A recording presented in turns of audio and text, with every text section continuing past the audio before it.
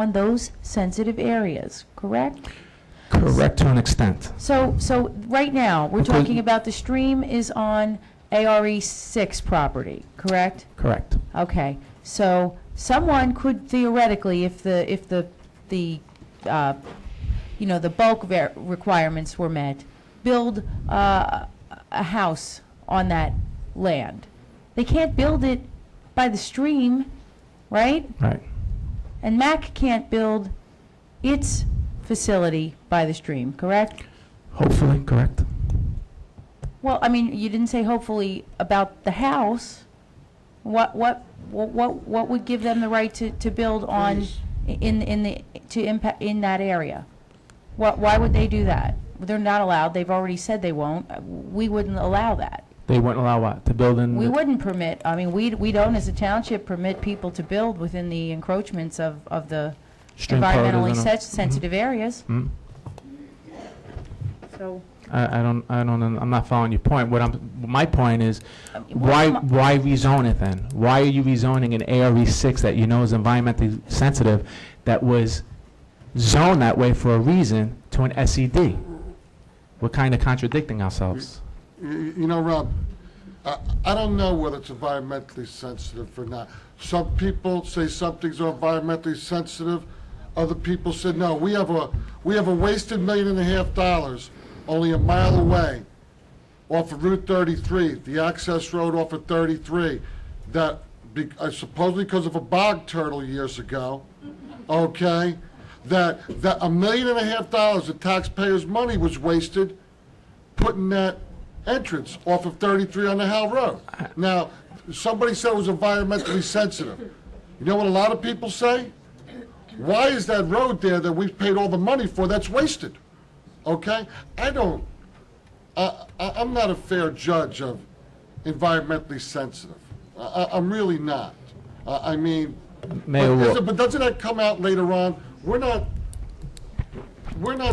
up here to decide whether or not that piece of property is environmentally sensitive. That's not what we're doing. No, but Mayor Walsh, it plays into it. It plays into that, your decision making. You have to play into that. See, we're talking about again, my point, we're talking about a specific lot that has these environmental constraints that you're changing to an SED zone. I could give you thousands of arguments. You know, it was admitted in the court papers that recreation would be a more intensified use than what's already permitted in the SED zone. That's not what you should take into consideration. Look at this one lot, just this lot. You have the maps. Look at all the constraints. We didn't make this land. I can't echo that enough. You're zoning an area that is in a PA5 area. Okay, you voted against this the other night. I did. Consistent with the master plan. I voted that it was inconsistent with the master okay. plan. And you're on the planning board. I am on the Don't plan. you own a commercial piece on that street? No, I do not. I have friends that own property over there, but I do not. No, just ask. No, that's okay. I know where you're going with it. I have a very good friend who owns. And I'll bring case to point. We have a mechanism. I'm the master plan chair committee. This is another thought in my mind. We're trying to address recreation in a proper zone. I think it would be fair that the master plan subcommittee, your board members, would do the homework, do the research. Let's examine where this recreation facilities are proper. I have 3 boys. My kids will do recreation.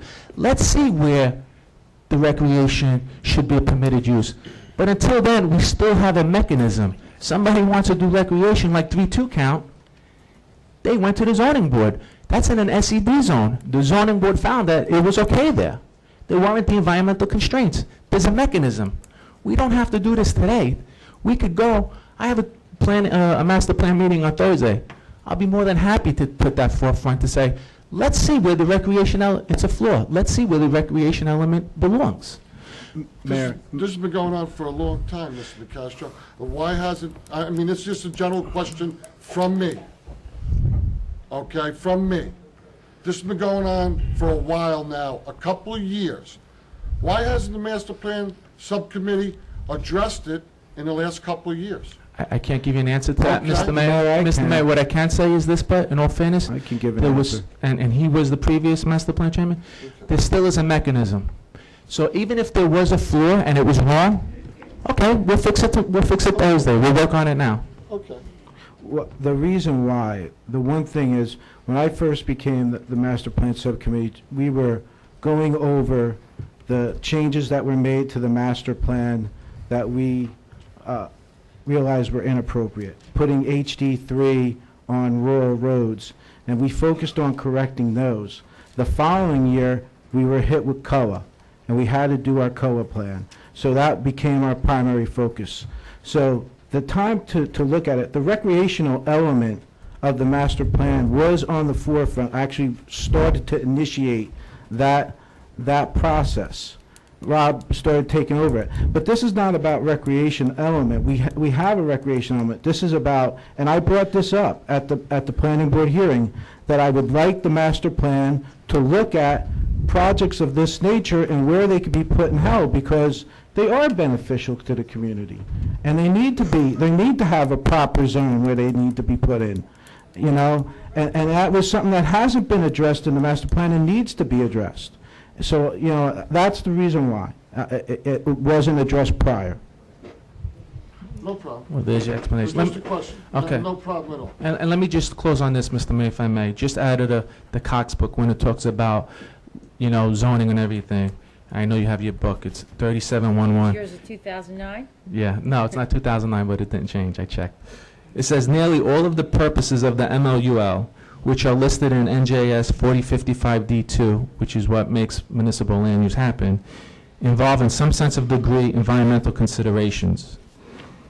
And it goes on to encourage, you know, the creation of desirable and to protect man-made environments, so forth and so on. The point I'm trying to bring out is that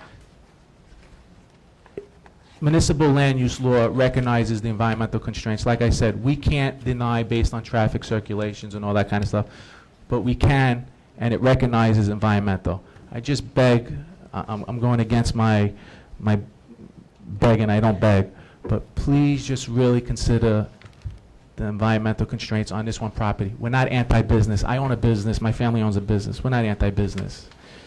Has to be in the right place. Great business, wrong location, in my opinion, based on all the environmental constraints on it. That's all I have, Mayor. Thank you Mr. very much. Castro. Paul Boisvert? Can I just ask a question, because I'm looking at these maps, and am I correct that part of what this proposed rezoning will do is take property on Route 33 that is zoned ARE 6 and make it SED? Am I correct about that, lot 7.01 and 02? That fronts along Yeah, Route 33. frontage on Route 33 is zoned ARE 6? Yes. All right, I just wanted to know.